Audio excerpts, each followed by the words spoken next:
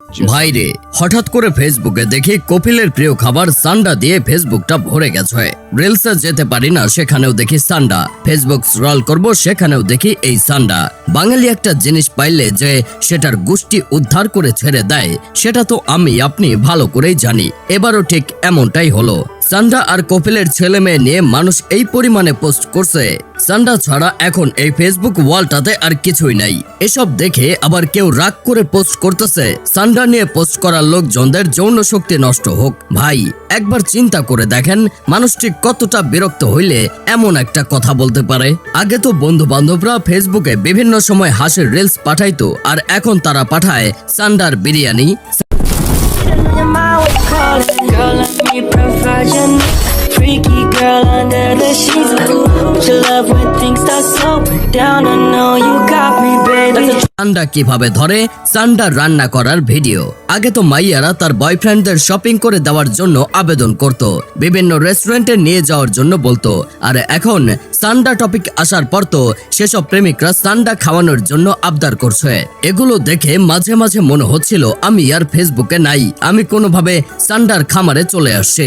ছোটন কাকা যেমন শীতের সদনে দাঁড়াতে পারছিল না, তেমনি আমাদের দেশের পোংটা পোলাপানের জ্বালায় সান্ডার সদনে আমি দাঁড়াতে পারতেছিলাম না, বসতেও পারতেছিলাম না। ফেসবুকটা বন্ধ করে ঘুমিয়ে গেছিলাম পোংটা পোলাপানের সান্ডা নিয়ে পোংটামি দেখবো না বলে। কিন্তু ভাগ্যের কি নির্মম পরিহাস, ঘুমানোর পর ঘুমের মধ্যে স্বপ্ন দেখতেছি আমি সৌদির মরুভূমিতে গিয়ে কপিলের জন্য সান্ডা ধরতেছি। তাহলে বলেন কেমন ডাল লাগে? এই কয়েকদিনে সান্ডা ফেসবুকে এই পরিমাণ দেখছি যে এখন ঘুমাইলেও এই সান্ডাই দেখি।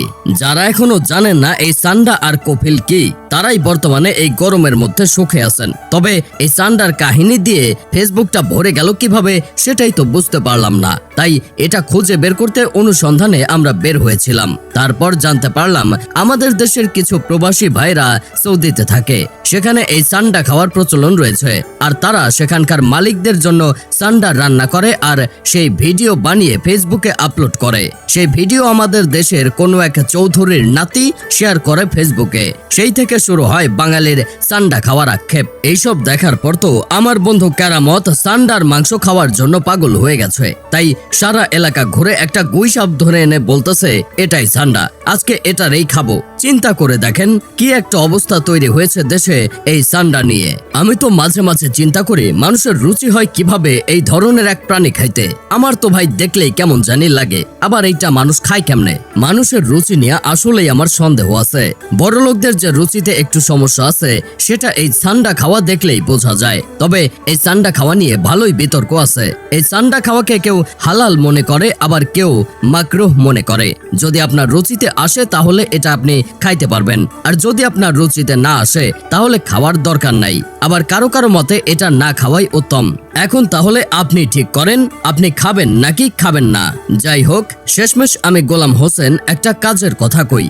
ভাই তোরা যারা সান্ডা খাওয়ার জন্য ফেসবুকটারে সান্ডাময় বানিয়ে ফেলছিস, তোরা তো আর এই দেশে সান্ডা পাবি না। তোরা এক কাজ কর, এই দেশ থেকে গুইসাপ ধরে নিয়ে সেটা দিয়ে বিরিয়ানি রান্না করে খেয়ে ফেল। তোদের যেহেতু সান্ডা খাওয়ার রুচি হয়েছে, আমার বিশ্বাস তোরা একটু চেষ্টা করলে গুইসাপটাও খেয়ে ফেলতে পারবি।